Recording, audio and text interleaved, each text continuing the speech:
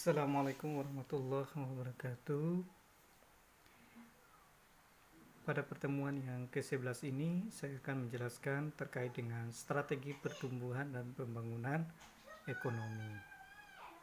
Nah, strategi yang pertama dilihat strategi upaya minimum kritis atau critical minimum effort, di mana strategi ini adalah dengan menaikkan pendapatan per kapita pada tingkat pembangunan berkesinambungan yang terjadi. Kedua, bagaimana masih strategi upaya minimum kritis, yaitu setiap ekonomi itu tergantung pada hambatan dan rangsangan. Hambatannya menurunkan pendapatan per kapita dari tingkat sebelumnya, sedangkan rangsangannya menaikkan pendapatan per kapita. Kemudian kedua adalah pertumbuhan penduduk fungsi dan pendapatan per kapita. Nah, pendapatan di sini dijelaskan bahwa pendapatan naik maka akan meningkatkan laju pertumbuhan penduduk. Hanya pada titik tertentu, jika melampaui titik tersebut, maka kenaikan pendapatan per kapita menurunkan tingkat kesuburan, dan ketika pembangunan mencapai tahap maju, maka laju pertumbuhan penduduk juga akan turun. Nah, dengan kenaikan pendapatan per kapita, kenaikan untuk memperoleh anak semakin berkurang karena spesialisasi meningkat dari mobilitas ekonomi dan sosial. Nah, kenyataan mengurus anak itu akan sangat sulit dan mahal, maka laju pertumbuhan penduduk secara kontesan dan menurun. Ini berdasarkan tesis kapilaritas sosial Tuman. Berikutnya adalah apa saja faktor-faktor yang mempengaruhi pertumbuhan pendapatan per kapita dari pelaksanaan upaya minimum kritis ini. Yang pertama adalah skala disekonomis internal akibat tidak dapat dibaginya faktor produksi. Yang kedua, adanya skala disekonomis eksternal akibat ketergantungan eksternal, maka hambatan budaya dan kelembagaannya di negara berkembang.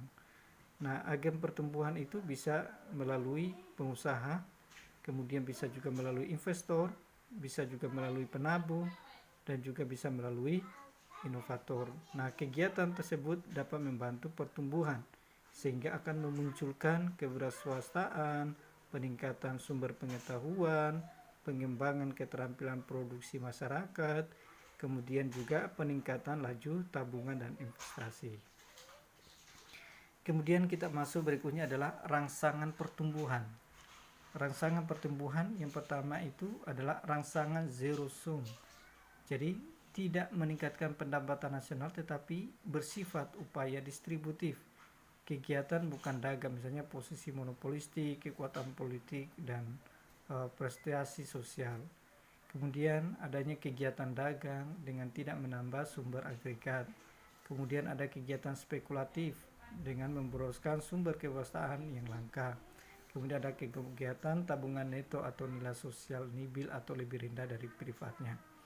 Yang kedua ada rangsangan positif sum, yaitu menuju pada pengembangan pendapatan nasional. Dalam ekonomi terbelakang, ada pengaruh bersifat alih perubahan yang menekan pendapatan per kapita. Pertama, karena kegiatan usaha zero sum, adanya pembatasan peluang ekonomi. Kemudian, tindak konservatif pada buruh yang terorganisasi menentang perubahan. Kemudian adanya perlawanan terhadap gagasan dan pengetahuan baru dan daya tarik pengetahuan. Kemudian yang keempat, karena kenaikan pengeluaran konsumsi mewah pribadi sehingga tidak produktif. Yang kelima adanya pertumbuhan penduduk dan angka angkatan buruh. Selanjutnya, bagaimana upaya minimum kritis mengatasi pengaruh perekonomian terbelakang agar laju pertumbuhan ekonomi itu akan merangsang positif sum menjadi lebih besar dari zero sum, sehingga pendapatan per kapita naik, tabungan dan investasi juga ikut naik, yaitu melalui ekspansi agen pertumbuhan. Kemudian adanya sumbangan masyarakat terhadap per unit modal sehingga naik seiring rasional modal output turun.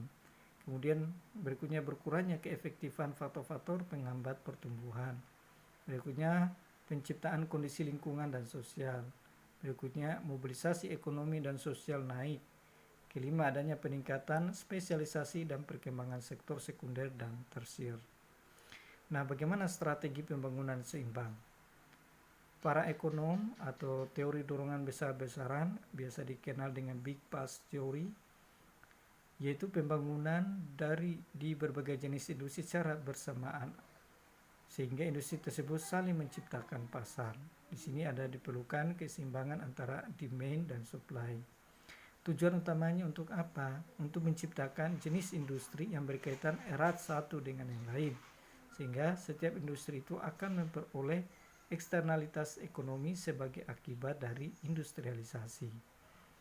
Kemudian menurut Reinstein Rodan, pembangunan industri besar-besaran itu akan menciptakan 3 macam eksternalisasi ekonomi, yaitu yang pertama itu diakibatkan oleh peluasan pasar.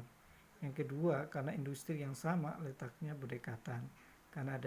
Ketiga, karena adanya industri lain di dalam perekonomian tersebut.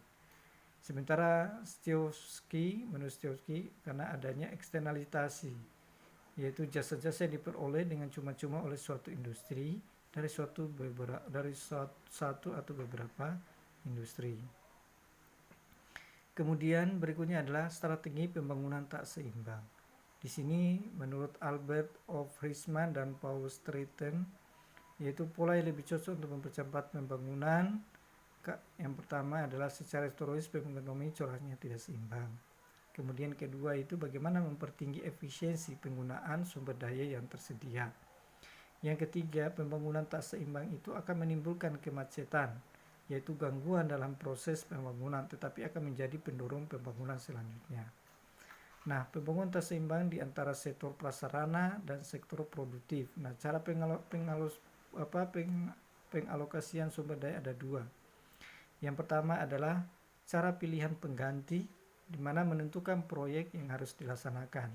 Yang kedua adalah cara pemilihan penundaan, dengan menentukan urutan proyek yang harus didahulukan pelaksanaannya.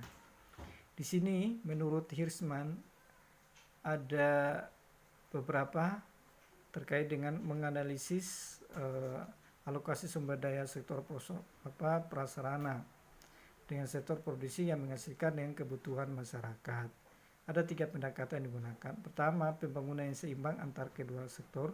Yang kedua adalah pembangunan tidak seimbang di mana sektor prasarana lebih ditekankan. Kemudian pembangunan tidak seimbang di mana sektor produktif juga lebih ditekankan. Nah, kegiatan ekonomi akan mencapai efisien dan optimal jika sumber daya dialokasikan pada tingkat produksi maksimum. Kemudian pada tingkat produksi tentu jumlah sumber daya yang digunakan DPA-nya, sedangkan SO-nya jumlahnya menurun. Bagaimana pembangunan tak seimbang di dalam sektor produktif? Nah, mekanisme untuk mendorong pembangunan itu ada 2. Pertama, pengaruh keterkaitan ke belakang, di mana tingkat rangsangan diciptakan pembangunan industri itu terhadap pembangunan industri yang menyediakan input bagi industri tersebut. Yang kedua, adanya pengaruh keterkaitan ke depan, di mana rangsangan diciptakan oleh pembangunan industri terhadap perkembangan industri yang menggunakan produk industri yang pertama sebagai input mereka. Nah, berdasarkan pada tingkat keterkaitan antara industri itu ada 2, ada industri satelit dan ada industri non-satelit. Kalau industri satelit itu lokasi berdekatan dengan industri untuk mempertinggi efisiensi. Kemudian yang kedua, input lama berasal dari produksi industri. Kemudian besarnya industri tidak melebihi industri induk.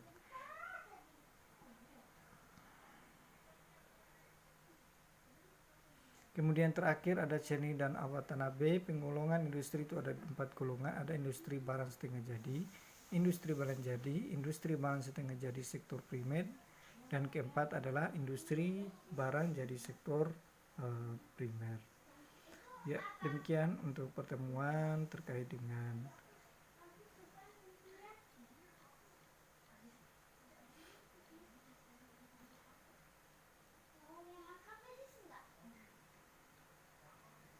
strategi pertumbuhan dan pembangunan ekonomi. Demikian, Assalamualaikum warahmatullahi wabarakatuh.